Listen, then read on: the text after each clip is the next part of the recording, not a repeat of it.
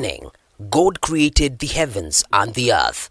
On the first day, light was created, followed by the sky on the second.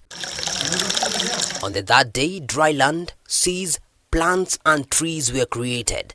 On the fourth, the sun, moon and the stars. On the fifth day, creatures of the sea and sky were created. On the sixth, land animals and finally humans. After that, God looked upon his creation and declared it good. Responsibility over our creation comes all the way from the Garden of Eden, where God says to Adam and Eve that they should keep and they should feed. It means that they have to nurture the nature. When God created Adam and Eve, he instructed them to take care of earth. And by that time, there was no word pollution. Therefore, God created the world that was pure. However, despite the marvels of creation, Kimani Mungai, a congregant at Word of Life Church, observes degradation of nature, including climate change, has become prevalent due to human actions. I think there's a lot of carelessness in the way that we dump waste. For example, how we handle our waste. We are not careful where we throw it, like I've seen even here. We are finding plastics, in the swamp, which is really negative. In the sea and the lakes, we are seeing also a lot of plastics around, which are really wrong, and it's wrong. And then the whole issue of cutting down trees and cutting down good environmental spaces to put up concrete spaces, which is like our cities, what our cities and our towns look like. We are not being good stewards. He further highlights the global and national threat of air pollution, declining wildlife populations due to drought, and most recently, unprecedented floods from excessive rainfall, which led to over 200 lives lost and over 200,000 climate-induced internally displaced persons in Kenya. We all know what's happening with climate change, the challenges that the world and even Kenya and Africa and Kenya are going through. We just came from drought 3 years ago and then excessive rains in the last 10 or so months. So it's clear what climate change is doing to us. Keeping this in mind, Word of Life Church, under the leadership of Reverend Kasuku, has embarked on environmental restoration and conservation through member initiatives like tree planting.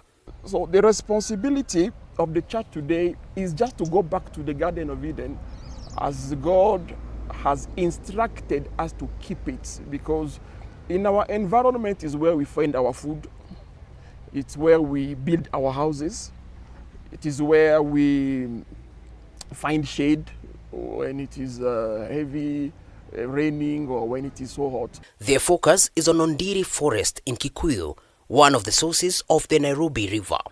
This initiative is undertaken in collaboration with the Nairobi River Commission, Friends of Ondiri, and the Kenya Forest Research Institute, KEFRI. The church must speak out when there is cases of environmental pollution, and at the same time, the church must be at the center stage of any conservation effort, because it is an instruction. Actually, it was not a request that man should take care of earth. It was an instruction. Reverend Kasuku emphasizes that while Christians are considered pilgrims on earth, they have a role in its restoration, preservation and conservation. God created the environment before he creates man. We can't live without our environment. Killing our environment is killing ourselves. In fact, the country has banned the use of single-use plastics. We need to honor that and stay at that. And as Christians, I think we need to lead by being an example and showing that we are really following and doing what is right in terms of conserving our environment. David Wakoge, a member of Friends of Ondiri Forest, challenges Christians to hold their personal and group prayer sessions in green spaces. This serves not only to reconnect with nature but also to experience its benefits for humankind, acting as a stark reminder of the results of responsible environmental use. Majority of the churches we have in Kenya are urban churches, and you find that even the congregants do not have spaces where they can go and interact with nature. We know that petitions, prayers, most of the time are done in solitude, in quiet places. And the most quiet places on earth are found in nature. Ondire has a circumference of 3.3 kilometers. It has some spots that can be used for prayers. It has spaces that can be used for worship, for fellowship, and whereby the church can feel the closeness to nature. A solemn call is made for people of faith to join efforts in preserving Mother Nature.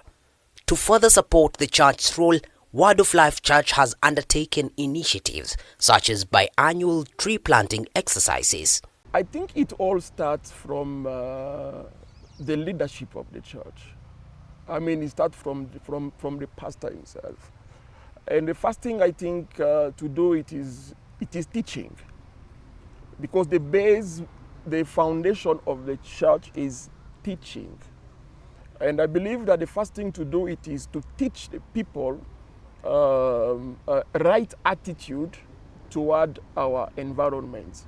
Today I feel happy that the church has taken up this matter, and we have been able to grow around 500 indigenous species. God created the environment before he created the man. So we are responsible of creating our environment, beautifying our environment, taking care of our environment so that it can also have an impact in our personal life, and why not for the generation to come?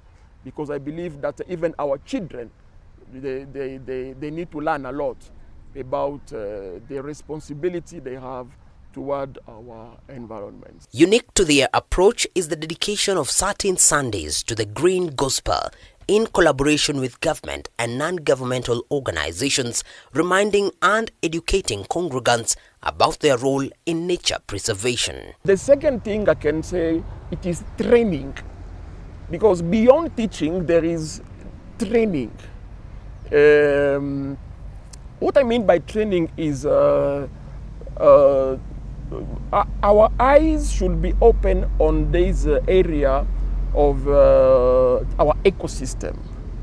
So training means that to come to a place where we comply with the proper concept related to the environment, and to build what I can call some expertise which will help the community where we are to handle the problems related to our environment. Because teaching is one thing, training is also something else. David Kagina, K24 TV.